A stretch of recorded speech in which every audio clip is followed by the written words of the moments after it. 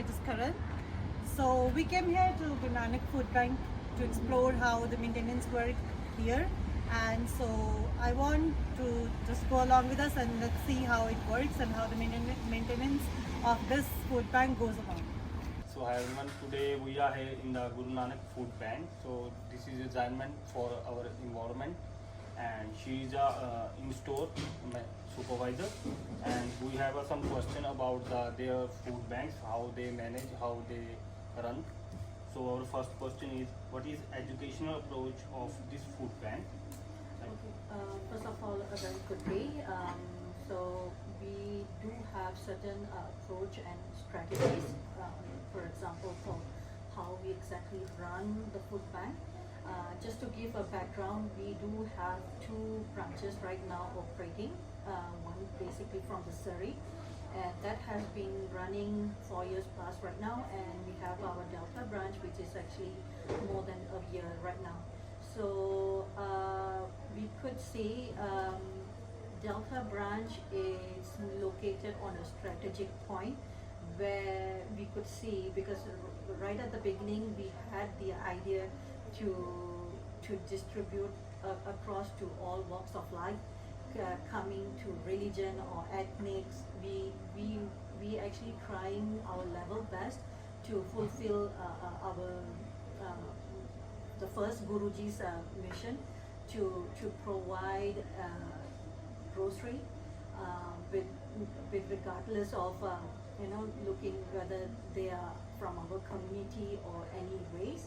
So the best thing of our location here, we could see the diversity of people walking through our branch. So before COVID-19 itself, we could see a drastic change. People are coming here. I mean, there are 4 times higher than the actual ratio.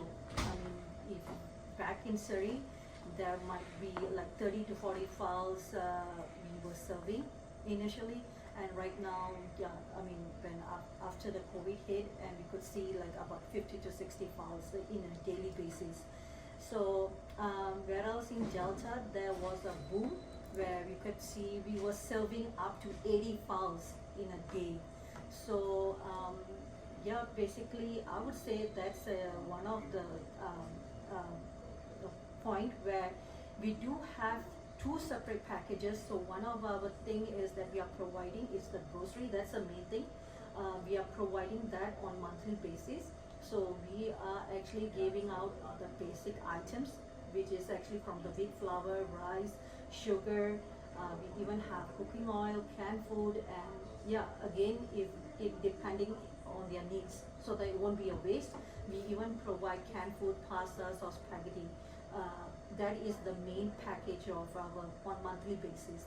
Besides that, we even have a welcome package, which is actually being provided to new students who are here within a month. We have blankets and bed sheets to provide, so just in case if they are really in need of that. So these are the 2 packages right at the moment we are providing to those who are in need. So we do have different groups who are actually visiting on a daily basis. We have families who are also citizens or permanent residents, and even also catering to a homeless, those without shelters, and not to forget old age group who are actually just relying on their pensions, which are a really difficult time right now. If you look at the expenses out there, none of them could able to survive. I mean, even those who are living here for quite some time. So it's a really difficult time, not even for newcomers, but also for old, those people who have been here for quite some time. So I would say that's the main thing right now. We are doing our level best. So we are distributing not only groceries, but we also find, other than that, we have a helpline which is being open for those who are really in help. So our helpline number, it's actually through the mainline number itself. If you press the option 5, so you have any concerns or thoughts, you can actually try to reach out to us, leave a message, and somehow we will get back to them and probably if there's some help we could provide, we can actually give them the suggestion to the channel where they can reach out to. So there are basic things that we are trying out. Other than that, lately we also came up with a job portal. This job portal is actually meant for those who are looking for jobs. So basically, they just has to go on this portal, oneliving.ca, and create their account. And basically, how this works is so whenever we have any job postings from the third party organization, they can actually try they will receive a notification once they have created their account. So more or less, I could say this is one of the responsibility we are trying to reach out, other than providing groceries here. So, and other than that, I could say our volunteer system, it's one of our main core pillar, our strength in our Guru Nanak Food Bank itself. So right now we have running summer camp, which is attended by mostly by our students, local students here, and there are about like 30 to 40 students who are actually coming on a daily basis to give us a helping hand. And with that, I would say it's also mainly counted as a contribution towards the strength of our food bank itself. So the next question is like, how do you ensure that the food bank provides a safe and nurturing environment for everyone? Okay, so talking about the safe and nutritious environment. So we have a collaboration with a few organizations who are actually providing us healthy, nutritious items. So we are actually providing fresh produce every Wednesdays. We have a collaboration with a few organizations who actually provide that to us. So those who have our grocery account in the food bank itself, they will reach out to us on every Wednesday to get the fresh produce. So with that, it will be some sort of like a help for them to, at least, other than the main items, they can actually do some kind of a rotation with their grocery in the house itself. So and then I would say for that nutrition, I think more or less most of our items are really healthy and nutrition. Even for kids wise, we are providing cereal, snacks bars, and also cookies, which are really healthy, and that will also suits well for those who come in a family. Yeah. So my next question is like, what indicator do you use to measure success in the food bank, and how you monitor them? Okay, so as one, I could say it's our grocery distribution. One of our indicator is like to talk about the statistics here. Involving our both branches, right now we have a total active recipients of more than nearly 30,000 members. So I would say within the 4 years time frame, from GNB Surrey onwards up till GNB Delta, the journey has been, I would say, speedy record, where we are actually really grateful, to help out, to reach out many people out there who really need help. And that's one of our indicators. And other than that, like what I've mentioned earlier, our volunteer system, we have quite a big number of volunteers, not involving students alone, but we have our international students and plus those from middle-aged group who are also volunteering here at the same time, who is giving us a helping hand. And not to forget, on every year we do have food drives where normally we do need their support basically to run out all those events.